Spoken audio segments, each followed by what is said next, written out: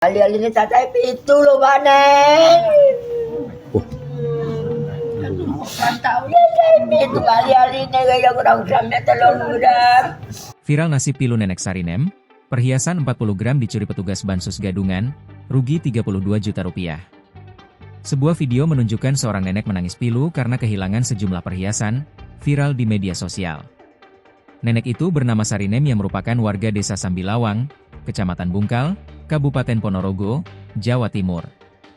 Nenek Sarinem mengaku kehilangan perhiasan 40 gram yang dicuri oleh orang yang mengaku petugas bantuan sosial pada Kamis, 31 Juli 2025. Dilansir dari Kompas.com, Kapolsek Bungkal, AKP Muhammad Anwar Fatoni, mengatakan, pihaknya telah melakukan olah TKP di rumah nenek Sarinem yang kehilangan perhiasan.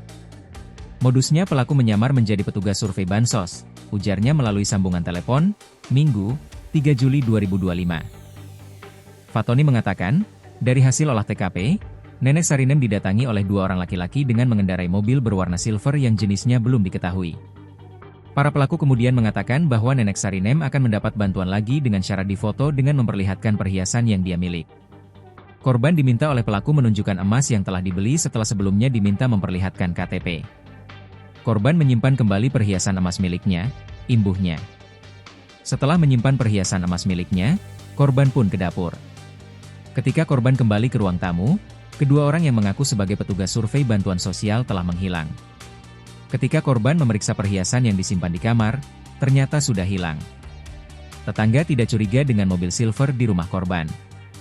Namun setelah korban berteriak, warga sekitar tahu bahwa nenek Sarinem menjadi korban pencurian kedua pelaku, ucap Anwar. Akibatnya, korban mengalami kerugian sekitar 32 juta rupiah. Korban kehilangan perhiasan emas sebanyak kurang lebih 40 gram serta surat-suratnya dan KTP. Pihaknya tengah mencari informasi identitas pelaku dari rekaman CCTV di jalur pelarian pelaku. Total kerugian 32 juta rupiah.